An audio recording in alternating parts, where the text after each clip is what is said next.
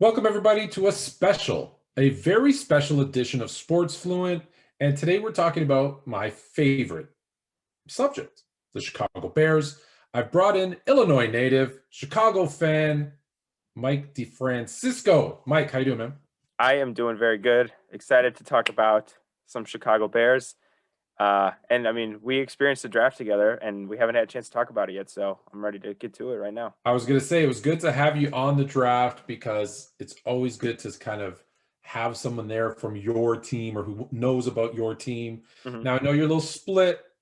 Let's be full transparency Yeah. here. He is a Seahawks fan, but he is in Yes. Illinois. Grew up a Bears fan, so I'm going to give you a pass Thank you. on the Seahawks. However, we're talking Bears today, and they had what I consider and what I think most consider a pretty good draft. But before we get into the draft, because there's a lot of good things that came out of the draft, I want to take a step back and actually start a little bit with free agency. So there's a couple of moves that were weird for me, and I'd like your opinion on these as well. So Andy Dalton, we knew that was going to be a gap kind of situation, Mhm. a gap quarterback. We know they made a very strong move, for your quarterback, Russell Wilson. We know that there was talk about Deshaun Watson. His future is actually pretty unclear. Mhm. So they went with kind of the safe bet, and they brought Dalton in on a 1-year contract. Doing that, however, put them in a bit of a difficult position financially, and they had to let Kyle Fuller go, who quickly signed with Vic Fangio in Denver. They also let Buster Skrine go. So there was and then just recently, so this is post draft, but they also let Charles Leno go. Mhm. Is any of those moves for you bigger, or is going to hurt the team more than the other? I personally think that the Kyle Fuller departure was the biggest one of the offseason. It seemed like you just mentioned it happened in conjunction with the Andy Dalton signing. And I've never liked the Andy Dalton signing. So in my mind, I would have rather have kept, Kyle Fuller. So I really didn't like those two things back to back. But again, we lost guys like Charles Leno, who we replaced hopefully in the draft. Cordell Patterson too. We also lost. He Right. signed with the Yes. Falcons, I believe. So, some losses, but I think for the most part, we've kept the team intact. But Kyle Fuller was definitely like the big one that we lost. Yeah, so they're putting a lot of faith. So now to the draft. Obviously, we're talking about Justin Fields. Let's be honest. We're Yeah. gonna get there. Yeah. But I want to start in round two because they made a draft position that I thought made a lot of sense. Do you feel he's just ready to slide in at that left tackle position? Oh, absolutely. He was one of Pro Football Focus's highest graded tackles. He was given a first round grade by almost everybody. Was really surprised that Alex Leatherwood went before him, and that's as an Alabama fan, I was very surprised about that. This guy's got great film. He blocks exceptionally well. He's quick. He's able to, stop the bend and everything from defensive ends. I think he gave up 2 sacks in his last 500 pass blocking attempts. So this is a guy obviously the Bears really like. They traded up in the second round to go get him at 39. I definitely think he's going to be the starter at tackle day one, 100%. Yeah, and that was interesting because a lot of people I was, scouring through the mock drafts had the Bears taking him at 20. Hmm. And then taking a quarterback kind of later on because it's clear that there was a need. So let's get Right. to the big news, right? We're 5 Yeah. minutes in, and we probably should talk about the most important thing. The Bears made what I consider to be, and you consider like I said, we watched the draft together, a phenomenal move. Hmm. I had Justin Fields ranked as my second. As Um, did I. As did I. you Yeah. had him second as well. Hmm. Quarterback off the board, and they were able to move up a couple of spots, making that trade with the Giants, and they got Justin Fields. Do you think he is well, let's get your input first, and then I'll ask you if you think he's a day one starter, because that's where I'm going with this. Well, I think just as far as the trade goes, I don't usually do this, but I'm going to compliment Ryan Pace here because as I've you never know, done it. yeah, it's a weird feeling. I don't know how to feel. As you know, and I was saying, as we started to get to like pick 8, pick 9, I was like, all right, time for a trade up, time for a trade up. And they didn't do it. He didn't go off the board. And he didn't go off the board. And he didn't go off the board. And then at 11, we did make the trade. Ryan Pace pulled the trigger to trade up. And then later came out that at 14, the Vikings were going to select Justin Fields had he been available. So I think Ryan Pace hit the nail right on the head with where he traded up. Because if he had traded up for number 8, they would have had to give up more capital. So I think he made an exceptional trade, and I think that it was the perfect slot to trade up to take Justin Fields. I killed him when he moved up to number 2 to take Trubisky. One, because I think he would have been there at 3. Yeah. Two, for what they gave up to move up that one spot. And I've been ripping him ever since for that move. Yeah. So I got to give him the same credit that I did Grief when he did Yeah. something that I didn't agree with. Correct. And Yeah, that I happened to be right with. Like, if I was wrong, then granted I'd be wrong. But I was right with that one. So yeah, I think, what he gave up this year, a couple of picks this year, a couple of picks next year, but he didn't sell the farm. I really didn't think Bears management would actually, or ownership would let him actually make another trade, because let's be honest, and I've said this to you before, he really liked Marcus Mariota. He signed Mike Glennon.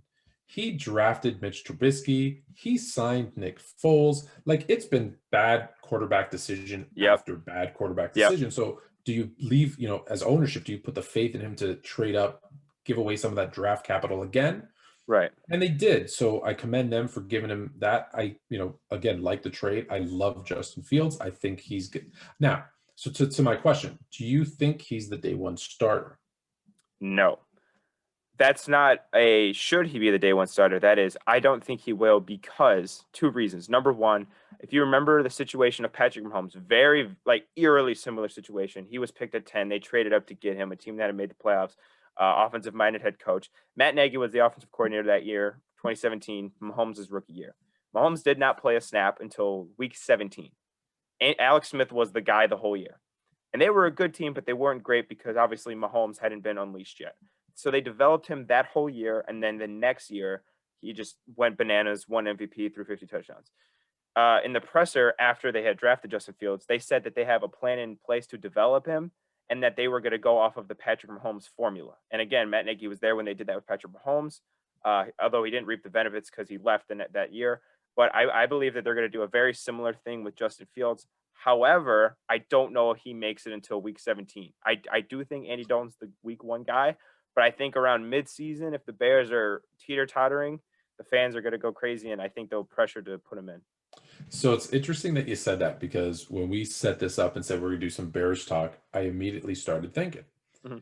And hear me out, because I'm going to need some faith as I go through this. But if Matt Nagy, right, who learned under Andy Reid, right, is a poor man's Andy Reid. Yeah. And we're saying Justin Fields, we haven't seen him in the NFL yet, don't get me wrong, but is he going to be a Patrick Mahomes? I don't know. So let's call him a poor man's Patrick Mahomes. Does that make the return of Tariq Cohen a poor man's Tariq Hill? Is Cole Kmet the poor man's Travis Kelce? And then I don't know who Allen Robinson's going to be. Maybe I don't know. We got to figure that. We got to figure that one out, because I think this pick might have made him a little bit happy, because obviously he's on a franchise tag. He wasn't happy with the Bears. Obviously wasn't happy with the quarterback play. So if we have basically all the offensive poor man's versions of the Chiefs with, let's be honest, a much better defense. They have the poor man's Bears defense. They have the poor, How do you feel that looks for, that's why I say, and Andy Dalton.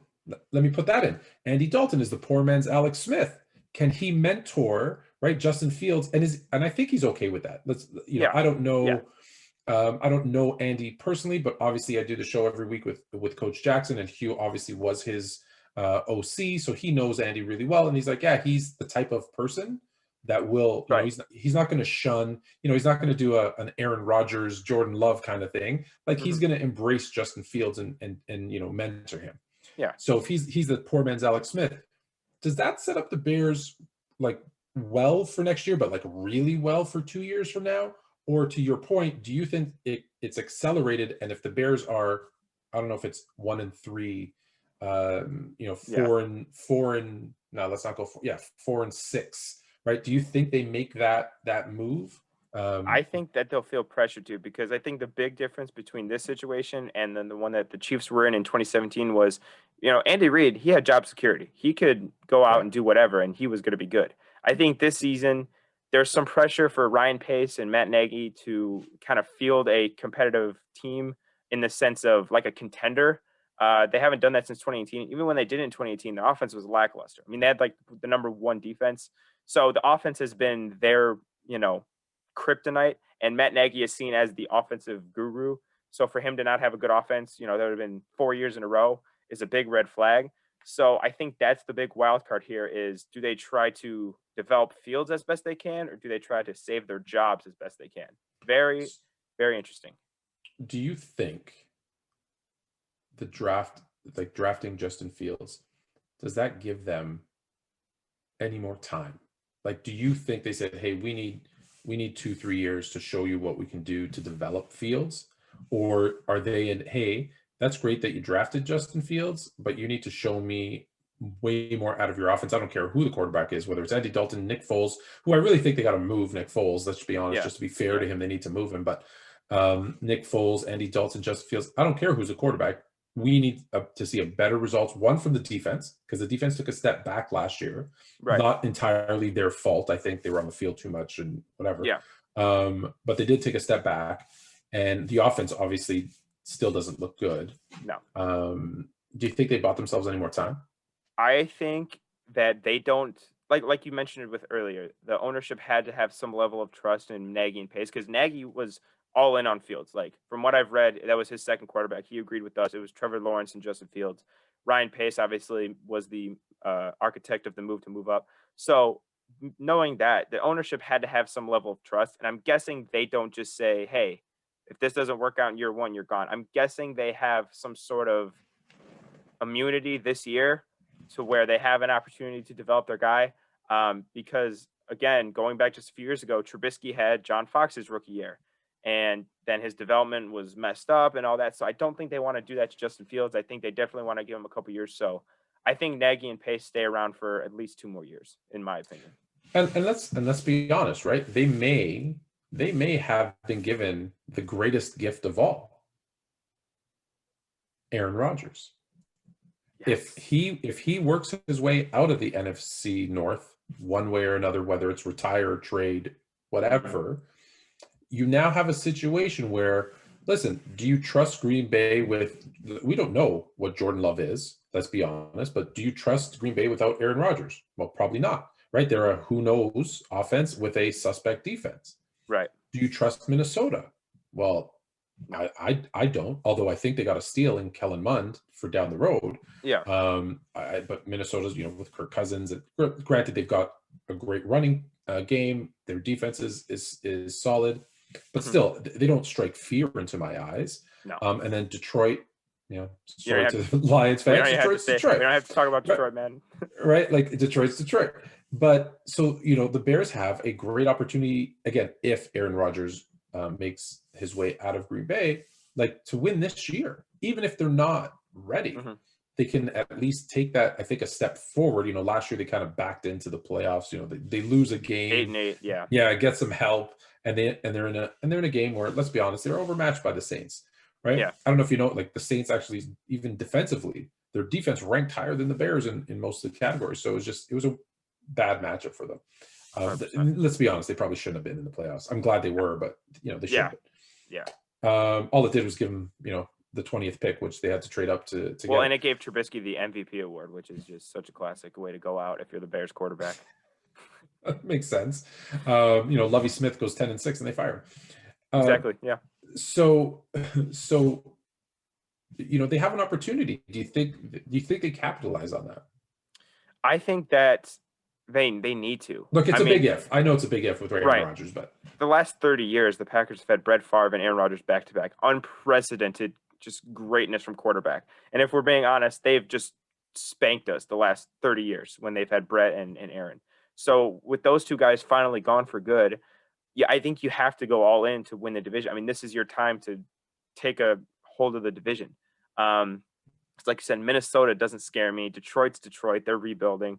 The Bears, I would imagine if Aaron Rodgers leaves, the Bears have to be the favorites in the North, with or without Justin Fields. But I think especially so with Justin Fields, just by that defense alone, I think that you have to capitalize. And if they don't, then I think that's where we start to see some people losing their jobs. Yeah, because it's interesting. And look, I'm not calling these guys elite, but just think back a couple of years, right? They're in a division with promising team, right? Detroit never really fulfilled, but Detroit was promising, Matthew Stafford, Galladay, like, it was a team, right? They had a quarterback.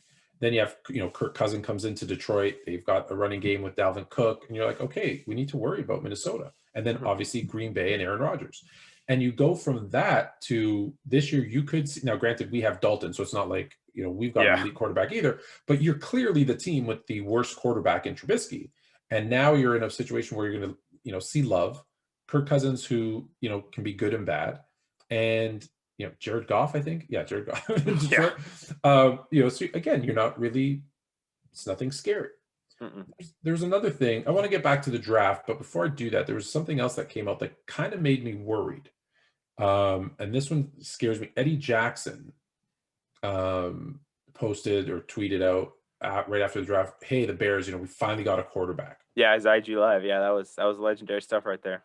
Yeah, but if Justin isn't the starter and your defense is touting the newly drafted QB, do you think that causes any issues in the locker room or is Dalton just, hey, he's a veteran, he's a professional? When I first saw that, I completely didn't even think of Andy Dalton. I just thought that was a shot at Trubisky, and Trubisky's gone, so who cares? Yeah. I don't think that was towards Dalton because again, Dalton hasn't played for the Bears. I mean, he could be a Pro Bowler for all we know. So again, I don't think that's anything against Andy Dalton. If he does take offense to it, like you said, you talked to Coach Jackson, he seems like a pretty good guy. I don't think he would take too much, grief from it. But and let's be honest, he's going to be our quarterback for a maximum one season. So I don't think that's too worrisome. I thought it was mostly funny. Maybe I would feel bad. Listen, I thought it was funny too, but yes, I took it as a shot to Trubisky. But I'm like, but then you got Andy kind of sitting there in the middle going, well, hey, I'm here. Yeah, no one's even talking about Foles. Like Foles might as well just Foles too. I would say might as well pack up his bags and go. Yeah, poor Foles, man. He's got one of the weirdest careers I've ever seen. Hold on, poor Foles? Yeah, you can't say poor Foles. Well, he's had such a roller. He's the definition of a roller coaster career. Doesn't he have a statue in Philadelphia? Yeah. Doesn't he have a Super Bowl ring? Yeah. Doesn't he have the best nickname in sports that we're not going to say on here because this is a family show?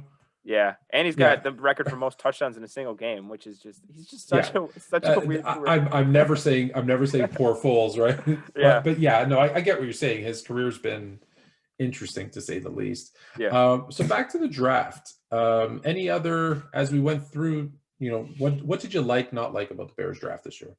Obviously, we like Justin, right? We like the first two rounds, obviously. I really like those guys. I think they got a steal late in the draft, and a guy named Khalil Herbert, running back out of Virginia Tech. I watched some of his tape, and he is explosive. The Bears area scout, I think, did a really good job there talking about his speed, his balance. He's got home run hitting ability. I really like the guy, Khalil Herbert. We got the kid from North Carolina, Chaz Newsome, I think his name is. Yeah. He's very good. So I think they got some playmakers. And remember, I mean, a lot of our guys that we've gotten have been late round picks. Eddie Jackson, 4th rounder. Tariq Cohen was the late rounder. David Montgomery was a 2nd or 3rd rounder. So we've gotten some good players later in the draft. So I'm really excited to see these guys contribute outside of obviously the top 2. Yeah, it's interesting. Modern era Bears, I'm not going to go back. I'm not talking, Peyton, Butkus, those guys. But modern era Bears, they've always seemed to lackluster, maybe is the right word, in the first couple rounds. But the later rounds, they have done a good job of finding the kind of those diamonds in the rough, which I find just so interesting that they can, be so good in the back end of it, but not as good in the front end of it. So I'm actually really confident about some of those later round picks because they always seem to hit on 2 or 3 of those. Yeah. What's your is it too early prediction for the Bears this year? Well, much of my prediction is going to ride on the decision of Aaron Rodgers. If he retires, if he gets traded, if he comes back. Let's assume he's the host of Jeopardy. I think the Bears can easily win 12 games this year. I think easily. Because if you look at the Bears last year, they went 8-8. If you give us 2 games with Green Bay, 10-6, give us an actual quarterback, okay, that maybe adds a win or 2 plus the extra game. I really do think that the Bears couldn't be a playoff team. I think they have to be the favorites in the North. Realistically, I think we start the season, maybe the first 4 or 5 games with Andy Dalton. He either is underperforming or we're losing or whatever. And then they say, okay, we're going to put Justin Fields in there. And I think Justin Fields has a good rookie season, and I think he balls out, and we win probably 11. I'll say 11. I'll say 11-6. That's my prediction. 11-6. Oh, well, you had originally started with 12, so now I was going to say I was just off a little bit of yours Yeah. because I have them at 11-6, and I have them at 11-6 for a lot of those same reasons. So obviously, with Rodgers gone, I think we get those 2 games against the Packers, which, like you said, gets us to 10, and then the extra game, there's your 11, right? Right. So it's pretty easy for me to get to 11. The other reason is I really think the defense, we haven't talked about the defensive coordinator. Right, we haven't Yes. talked about the change Yes. at DC, and I think that it's going to be a bounce back year for the Bears because he's got that same. I feel like that Fangio vibe, Mm-hmm. right, from him. Sean, I'm going to forget his last name and feel like a horrible Bears fan, but he's got. I think he gets the defense back. We don't talk about this, right? But they re-signed their punter, they re-signed their kicker. Santos was good, like really, really good. I shouldn't say good. He was really good last year. Yeah, he was really good. I don't expect there to be a drop in special teams. And if we think, right, throughout the years, what have the Bears kind of, no matter what they've been known for is when they have good seasons, it's good special teams, strong defense, and a good enough offense. Yeah. And I think they have a couple of things, right? So I think they have good special teams now. They have the kicking game, I think, under control. Yeah. Right? I don't think we're going to see a double doink again. Hopefully not. Yeah, I hope I never see that again for anybody, actually. But I think, like I said, the defense is going to have a solid bounce back year, and I think Dalton or / Fields will be good enough at quarterback to complement. Listen, last year, at least I was screaming every game, run the ball, run the ball, run the ball, run the ball. And Mm-hmm. I don't think anybody listened. And then the few weeks, I think when Trubisky came back, what did they do? Oh, they ran the ball. Mm-hmm. And then Trubisky looked really good, right? I think another way that we could help fix the defense, and like you said earlier, they've been on the field too much. They're probably gassed, bad field position. Run the ball. David Montgomery, the last 5-6 weeks of the year, looked incredible. Tariq Cohen tore his ACL early in the year. We didn't have him for much. He'll help in the run game.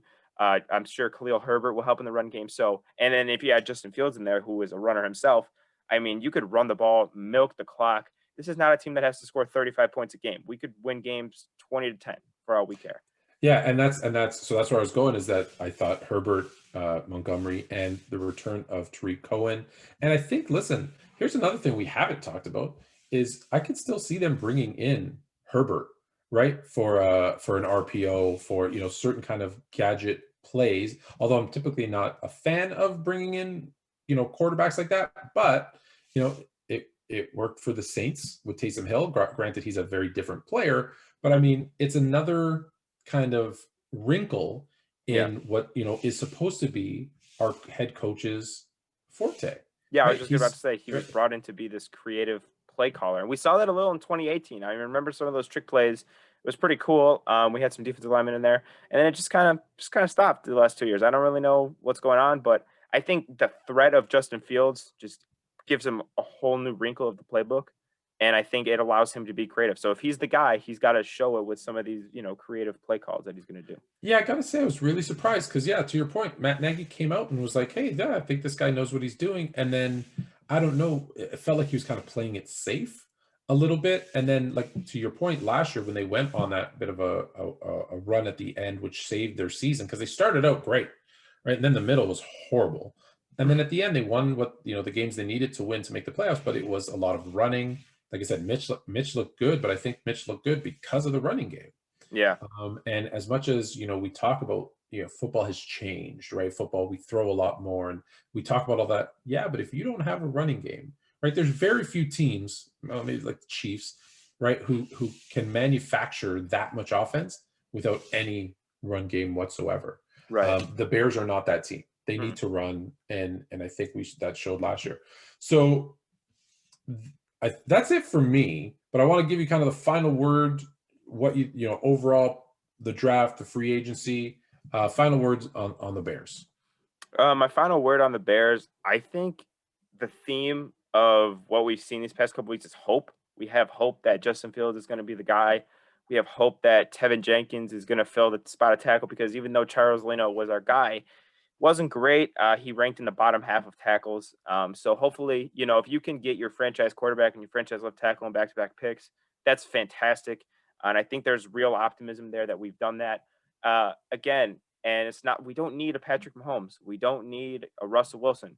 We just need a above average quarterback, because if we can have that great defense, if we can run the ball better, this can be a very dangerous team. People forget we went 12-4 with Mitchell Trubisky, and we were like 3 inches away from winning a playoff game. So this is a team that can definitely do it. They have the pieces. I think they have the guy. I have faith in Coach Nagy. I think they just need to play good, and they need to get their stuff straight. And I think they could be a playoff team and win the North. So that's all for me. That's, I guess, optimism. So I'm a guy that loves when people's backs are against the wall.